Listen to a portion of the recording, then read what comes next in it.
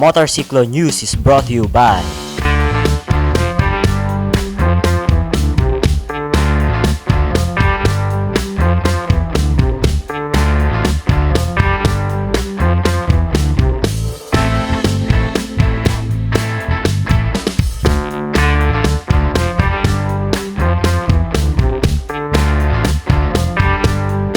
The views and opinions of the host and the guest does not reflect the show or the network.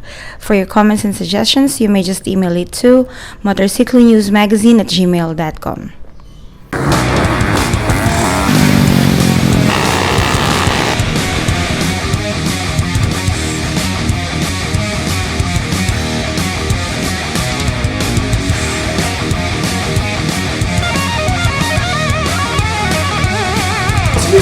Ciclistas, sit back, relax, and enjoy the show! Yay!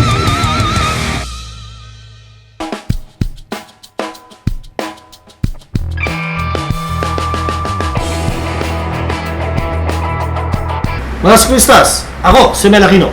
Ako, si Titan Ho. Ako si Terry Buhay. At ito ang Motorcycle News Talk Show. Yay! Para sa ating news and events, nagpunta tayo sa Shell Marcos Highway para panoorin ng SEND o ang Summer Endurance. Yun.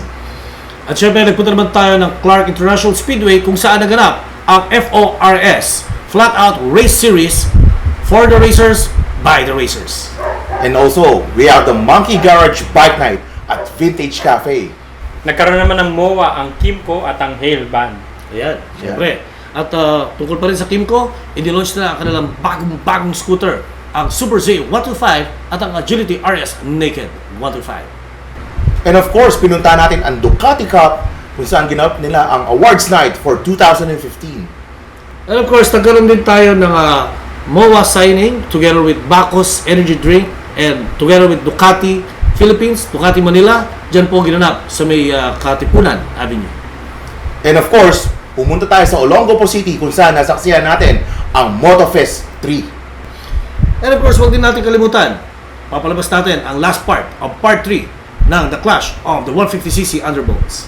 Kaya mga siklistas, Sit back Relax! and enjoy the show! Yee!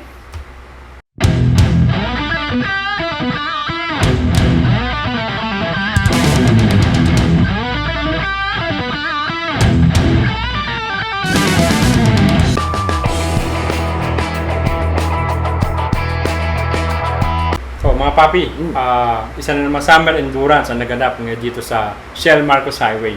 Ito ang SEND o yun nga, Summer Endurance. Panoorin nyo ito. Yan mga sikluistas, nandito po tayo ngayon sa Shell Marcos Highway para sa event na SEND o Summer Endurance. Nandito na naman yung mga endurance riders natin. Panoorin natin sila dito.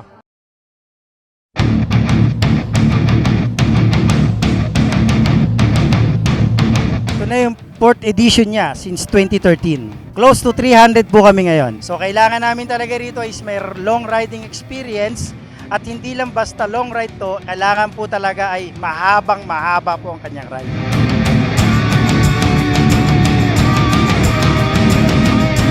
Papi, galing ka pa ng Baguio para sumali rito. Yes sir, galing pa Baguio, kakarating namin kagabi. Nag-spend kami ng gabi rito tapos kakarating namin dito sa for take-off. For take-off na. So, ready ka na sa ganito? Ready na sir. Actually, nag-finish na po ako ng dalawang motor rally natin. One on Super 4 and the next one sa Mio 4 Vans, MTRT. Yan mga sikluistas, kasama naman natin ngayon si John Cloyd Pilapil. Abi, mukhang marami na namang matang nag-aabang sa'yo. Ready ka na ba? Medyo. Sa tingin mo, ilang oras mo kakayanin tong SEND ngayon? Malampasan ko lang yung last year ko na time, okay na po yan. Lord God, inaasahan namin ang inyong presensya dito ngayong gabi. Sana po bigyan nyo kami ng karapatang lakas at sigasig para matapos namin ang challenge na to. Huwag nyo kami mapabayaan na maligaw. Sa mga hindi pa po nakakaalam, yung Weekend Star po na checkpoint number 3 natin ay nasa Petron na po. Doon din lang po yun sa area na yun, magkatabi lang po sila, mauuna lang po yung Petron. Okay? So wala po munang magpapagasolina. Ang una pong gagawin ng Marshal sa inyo ay itabi ang motor, magparehistro, magpa-picture. Ganun po ang gagawin ninyo ha. And take note ha, huwag mong tatanggalin ang besto ninyo pag nagpa-picture. Huwag niyo po pipilitin ha, tansyahin ninyo. Safety na rin po natin to. Kung talagang hindi kakayanin, so be it, bawi po next year.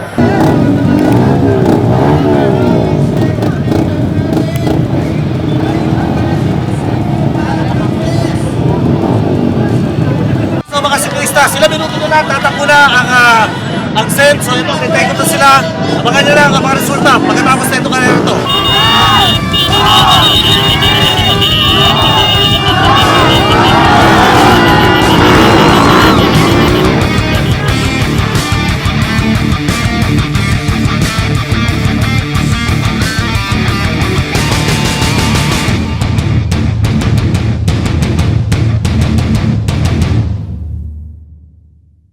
Oh, papi, isa na naman exciting na endurance na natapos. Eh. Yeah. Exciting talaga.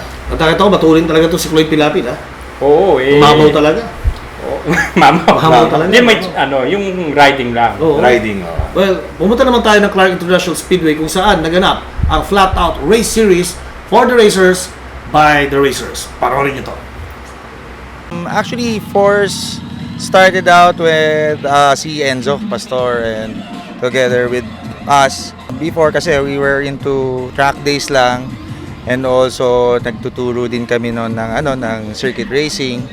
So what we did was we all originated from dun sa Subic noon kami with sila Ramirez, yung Run What You Brung. Tapos after that, syempre wala na kaming event na malaruan, so we try to put up one na simply because dahil maraming followers yung dating event na wala nang masubaybayan na mga susunod. So kaya kami nag-put up nitong event na to. Actually started out as Circuit Showdown, then it evolved and now it's a Flat Out Race Series na. We will expect more in the future. So thank you and stay with us and Hyper Motorsports. Goodbye.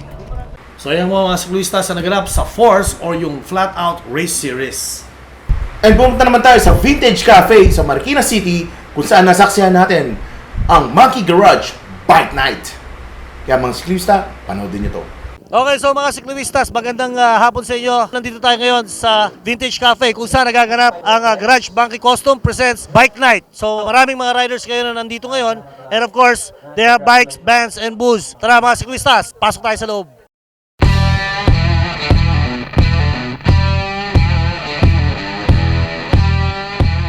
Nagsimula to para tambay kami dito gabi-gabi sa Vintage Cafe.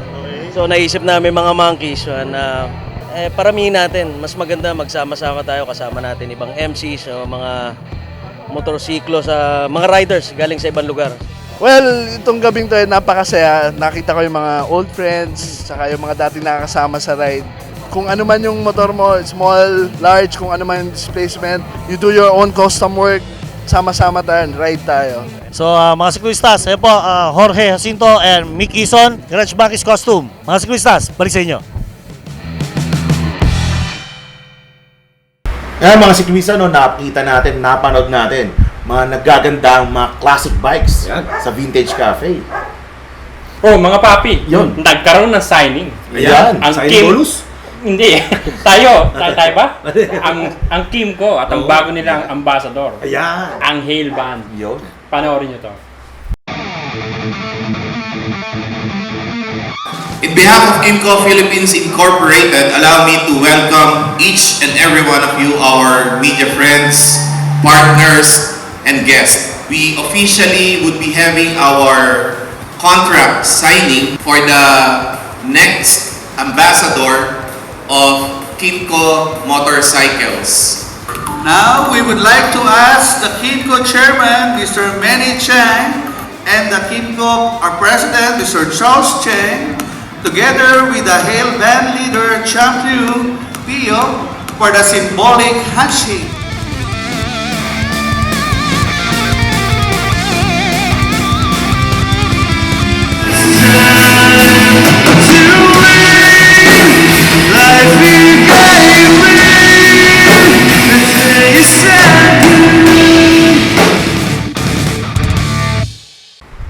Papi.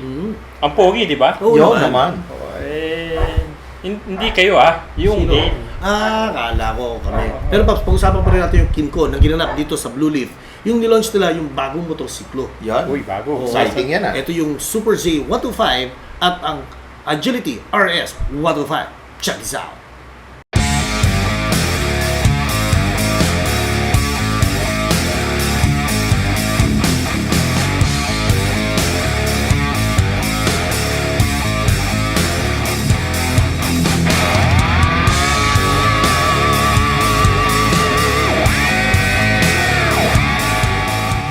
Thank you for your presence and allow me to extend to you my personal heartfelt gratitude for sparing your time this morning, and we hope that you will be enjoying our short event this morning. Thank you very much.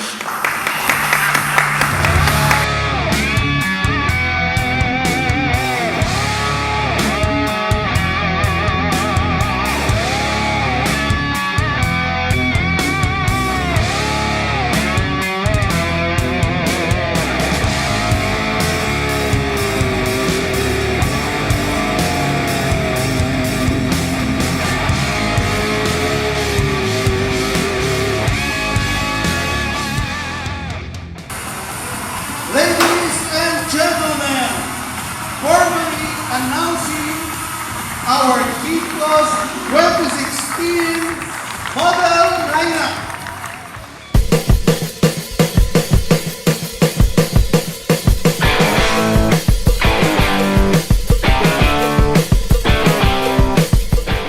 Okay, so mga siklistas, magandang hapon sa inyo. Nandito tayo ngayon sa Blue Leaf kung saan nagaganap ang Kimco product launch. Kasama natin ngayon ang bagong-bagong modelo ng Kimco. This is the Kimco Super Z 125. Tara mga siklistas, testingin natin.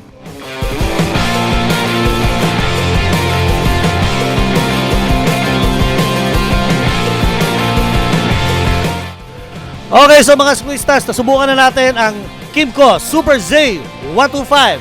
Well, ano ba masasabi natin sa motor na ito? Well, it is a new model from Kimco Philippines at kung saan makikita natin, of course, this is an automatic motorcycle, front brake, rear brake, front brake, scooter type, walang cambio. So it's a very convenient na gamitin at napakadaling i-handle.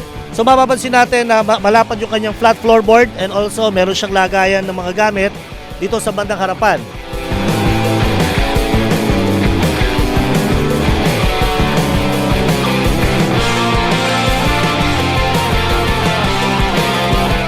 So this is the new Kimco Super Z 125. Watch out for other reviews o ibang future reviews natin para dito sa Super Z at kung ano yung kanyang handling, kanyang power. Makikita nyo lang po yan sa Motorcycle News Talk Show. Balik sa inyo mga siklistas. So after the Kimco launch of their new scooters, pumunta naman tayo sa Katipunan kung saan nagpunta tayo sa Ducati Manila, Ducati Philippines together with Bacchus for their contract signing. Panoorin nyo to. So this is a partnership between the Ducati Manila and Bacchus Energy Drink for the Superbike 2016. Tama po? Well, the partnership started 3 years ago when we met si Sir Totti and si Ma'am Joy. And for us, how can you not sponsor a family of riders? Diba? And they're all champions and at the same time partnering with a wonderful brand, Ducati, which is selling the best motorcycles in the world, right? And so that is what started the partnership, because we also feel that Bacchus is the best energy drink in the market right now, and so it's just a perfect partnership. Okay, so thank you very much, Sir Amen Say. Thank you very much, Ma'am Dad. Thank you very much po. Alright. So mga siklistas, balik sa inyo. Drive your energy. Drink Bacchus Energy Drink. So yan po ang naganap sa Ducati and partnership with Bacchus for their 2016 racing team for the Superbike. Speaking of Ducati, Papi. Bakit? Nagkaroon yung after nung signing, diretso party. Diretso. Wow. Para sa Ducati Cup Awards night. Yun. Ito, panoorin niyo to.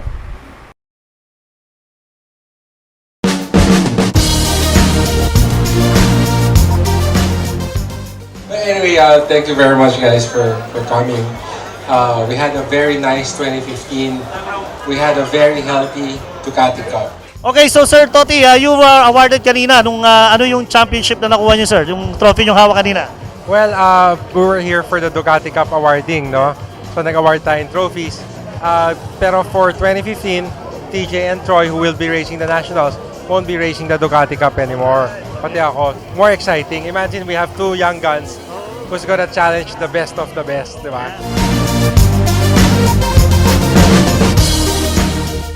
Paano nga pala pagsali sa Ducati Club South? Basically, that's it. If you have a Ducati bike, and we will just add you to our Viber group and invite you to a weekend ride namin, and normally that's it. Simple lang. Okay, so mga walang 3 meetings, 4 na tambay nights, 3 long ride, 3 short ride, wala namang ganun. Wala. No pressure. Ayan, okay. So most of the members are mga businessman din, may mga kanya-kanyang trabaho. Yeah, mostly. You have to have time. Like me, ako hindi ako pumasok ng Friday just for this special event. And of course, sir, we know that Enyos is one of the best brand of motorcycle oil. So where can we find Enyos? Enyos, you can go find Enyos in all motor trade branches nationwide. Luzon, Visayas, and Mindanao, they have Enyos. And for automotive, you can find them in Roadstar and all the other automotive shops. Pag wala silang Enyos, hingin nyo yung Enyos. Sabihin nyo, hanapin kami. Okay, so sir, anong category itong ano natin, na nakuha natin yung first place? Naked Class B ng Ducati Cup. Okay, pag sinabi natin Naked Class B, ano pong motorsiklo to? Nung race na to, basta naked means like Monster, Multistrada, Hyper, basta hindi sports bike. Basta mga open bike. So, etong race na to, ang ginamit ko is Hyper Motard. Hyper Motard? Oo. Right. So, yun. So, doon sa Hyper Motard, sarap gamitin ng bike and nagamay ko naman, nakapag-practice. Kaya, yun, pinalad nga at nakapanalo. Alright. So, this coming May 28, are you going to join the Motor Rally 5? This is the Spider Wiltec Petron Motor Rally 5. You are one of the contenders. Yes. I'm joining.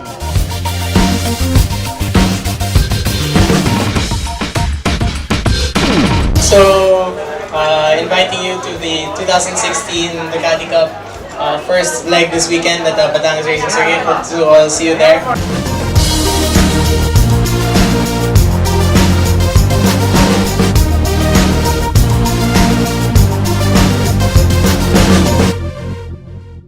Ayan, Papi. Ang popogi rin, di ba? Ng mga motor. Ng mga motor, nalulupit ng mga yun. Hindi, yung mga riders din. Yung mga riders. Tropa natin yan. Mga Alberto family, thank you very much for inviting us. Yes, Siyempre, speaking of motor, pumunta naman tayo sa Olongapo City. Olongapo. Siyempre, pumunta tayo doon at nasaksihan natin ang MotoFest 3. Kaya, panoodin nyo to. MotoFest 3 was held last March 13, 2016 at Rizal Triangle, Covercourt, Olongapo City. This is the third sequel of the MotoFest saga. The showcase was sponsored by Ocampos Olongapo and KG Events in partnership of Olongapo Motorcycle Federation. 15 entries for the motor show came from different towns and provinces, from Zambales, Olongapo, and Bulacan. Aside from the motorcycle entries, there are also different show bikes for the audience to admire. Special guests from different motorcycle clubs are also present during the event, namely Vespa Riders and Theory Riders Club of Bataan. And there you have it, Cicloista. That is the MotoFest 3 held in Olongapo City. And watch out for the next MotoFest 4. Oh, Papi, nakakita mo ba yun? Nakita ko, Papi. Nakita ko. Kitang-kita ko, Papi. Kagandahan. Yung mga motor nila. Oo nga. And of course, yung mga biker babes. Oo, Yan, tsaka magaling. Siyempre. At siyempre, binabati ko nga pala, salamat sa KG Events. Kay Sir Anton Gutierrez. Maraming salamat po. Speaking, Papi, mag-commercial tayo. Iyon. May commercial tayo. Ayan. Eto, panoorin nyo to.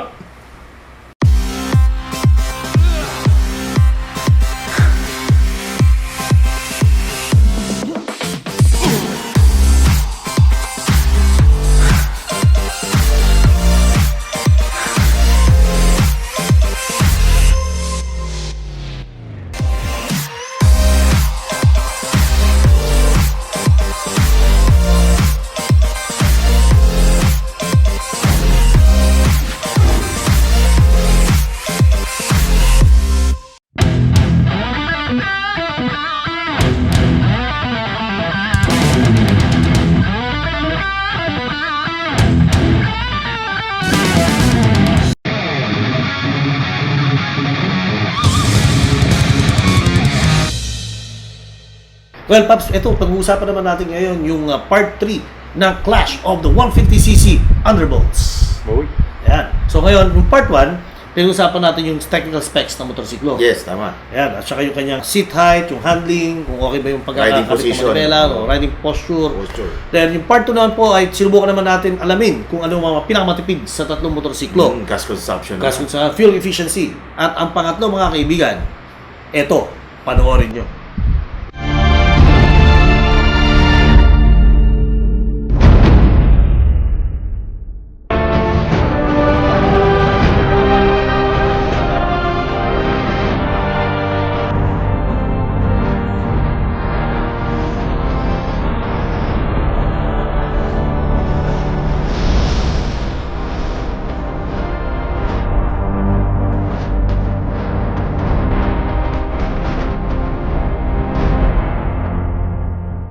Okay, sa mga skluistas, we tried the uphill quarter mile test at papapansin po natin, bawat 150cc ay bibitawan natin ng 10,000 RPM. So we're going to start with the Raider R150.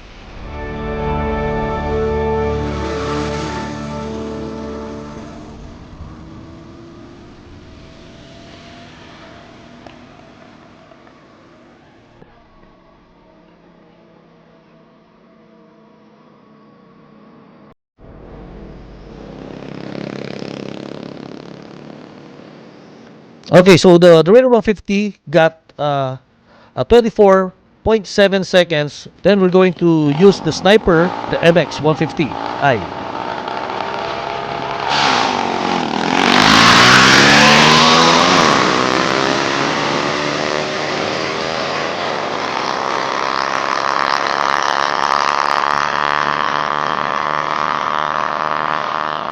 So the Yamaha Sniper MX 150i has 23.48 seconds. Then let's check out the RS 150 from Honda.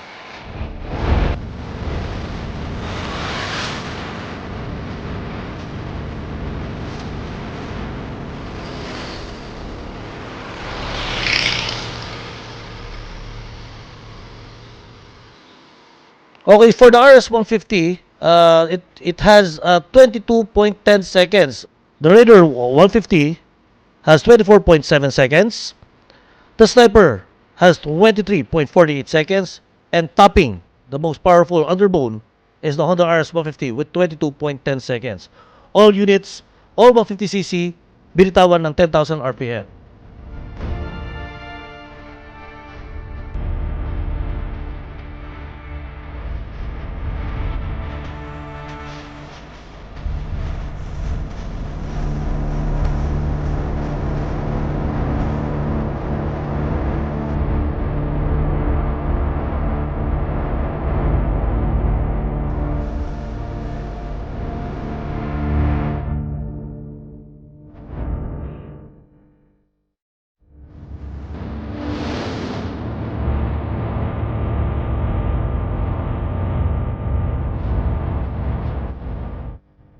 Okay, so mga siklistas, ito na, natapos na namin. Nagre-recap na lang tayo tungkol sa 150 shootout. So, Papa Beng, ano masasabi mo sa Raider 150 mo? Okay na okay pa rin si Raider 150. Nakikipagsabayan pa rin. Okay, so ito naman si Honda RS 150, bagong labas lang sa market ng Honda Philippines. So napansin ko naman sa kanya, napakataas ng kanyang RPM. Pagka nagkakambyo kami, smooth to smooth yung power delivery niya. Medyo naging off lang ako ng konti doon sa handling. Unlike nung ginamit ko si Raider 150 tsaka si Sniper 150, this is more on the sport underbone talaga. Talagang kung makikita mo yung si Raider 150 tsaka si RS, halos parang kambal. So parang nagkaroon lang ng clone si Raider. Pero dun sa kanyang power delivery, napaka-smooth pag nag-shift kami. Tapos very responsive ang engine. So Papa Clyde, ito namang Sniper MX 150i, napakaganda nung handling niya. Ginagamit din siya sa trucks tsaka sa roads. Doon din siya masarap gamitin. Tsaka fuel efficient siya. Matipid siya, na malakas din, na sumasabay din sa mga 150 underbones natin ngayon. lahat ng karakteristik ng mga motor na ito is may kanya-kanyang champion. Kaya it's up to the rider kung ano yung gusto yung piliin na motor. We have the Yamaha Sniper MX 150i. We have the RS Honda 150. And of course, we have the King of Underbone, the Raider R150. So mga siklistas, nasa sa inyo mga kamay ang pagpili. Ano ang kukunin yung 150? Choose your weapon. So muli mga siklistas, ako si Malakino. Ako si Meng Sibilia. And Cloyd Pilapil. At ito ang Bike Review Shootout. And ladies and gentlemen, mga siklistas, the verdict from the battle or the clash of the 150cc underbolts. So, Honda RS 150 won the power plant category kung saan siya po ang may pinakamalakas dahil po sa kanyang displacement. And of course, ang handling po niya is good for the truck or yung tinatawag natin mga track day. Kaya kung mga biyaheng marilaki, okay din ang handling ni Honda RS 150. Well, of course, pagdating naman po sa street monarch ng Yamaha, they introduced the Sniper MX 150i. Kung saan naman si Sniper ang naging pinaka fuel efficient sa lahat ng 150cc. And of course, the Raider 150 is still considered as the best handling motorcycle for street to truck motorcycle. So mga siklistas, that's the Motorcycle News head-on clash of the 150cc underbones. So yun po yung ginawa namin bike review para medyo maiba naman ang datingan ng ating bike review. Sana nag-enjoy sila, Papi.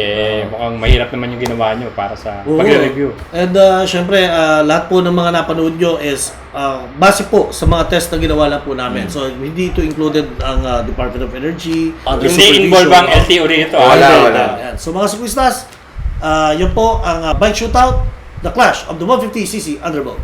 At muli mga siklistas, natapos na naman ang kalahating oras ng ating balitaktakan tungkol sa motorsiklo. At syempre mga siklista, kung meron kayong mga interesting stories, comments, suggestion, mag-email lang kayo sa motorcyclenewsmagazine@gmail.com. At check out our website at www.motorcyclenews.com. At kung hindi nyo pa nila-like ang ating Facebook page, i-search nyo lang Motorcycle News Mag. Yan. At syempre, ang ating bagong-bagong Motorcycle News Live sa Facebook namin. Facebook, every Tuesday yan. Every Tuesday. Oo. Ito ba yung pinaggagawa namin kanina? At syempre, meron tayong bagong magazine, mga siklistas. Yaneng! So you can get the copy of your magazines sa Eddie Filbars and book sales. Ayan. So huwag niyo kakalimutan, ang pinakamalupit na endurance run sa buong Pilipinas. Ang Spider Wiltec Petron Motor Rally 5. Yeah, to be organized by John Media. For for the details, suggestions, comments, and for you to get your numbers na ma-reserve nyo na, check nyo lang po yung aming Facebook page for the Motor Rally Philippines. So mga siklistas, muli, ako si Malakino. Ako si Tylano. Ako si Terry Buhay. At ito ang Motorcycle News Talk Show. Yeah!